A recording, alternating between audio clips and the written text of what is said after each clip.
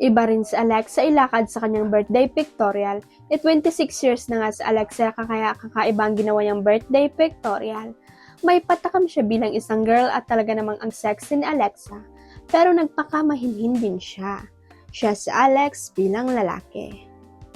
Yes, babaeng lalaki nga ang concept ng birthday pictorial na iyon ni Alexa kaya naman maraming natuwa. Si Rupa May Kento nga bukod sa nagsabi ng happy birthday ay pinansin na oh my god, pogi crush, ha ha ha. Sabi naman ng isa pang nagkomento, grabing face card yan ang unisex. Anyway, mukhang may party naman si Alexa para sa kanyang 26th birthday.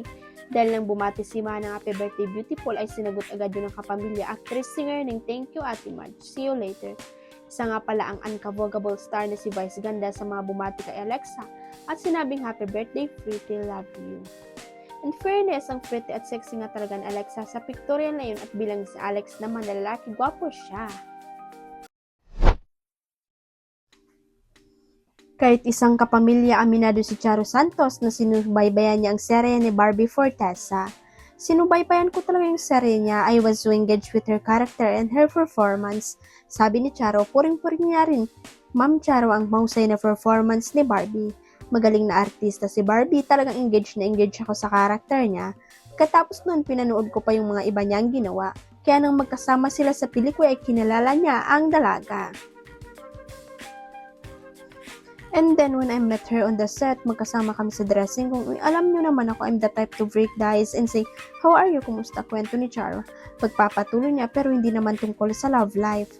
Mga tanong tungkol lang sa pamilya. I really wanted to get to know Barbie as a person outside of being an artista.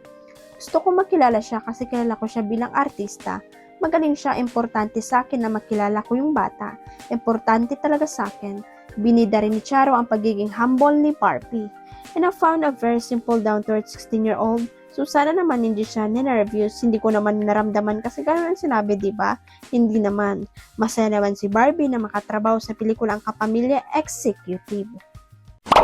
Huwag kalimutang i-click ang subscribe button at i-ring ang notification bell para sa latest chika updates.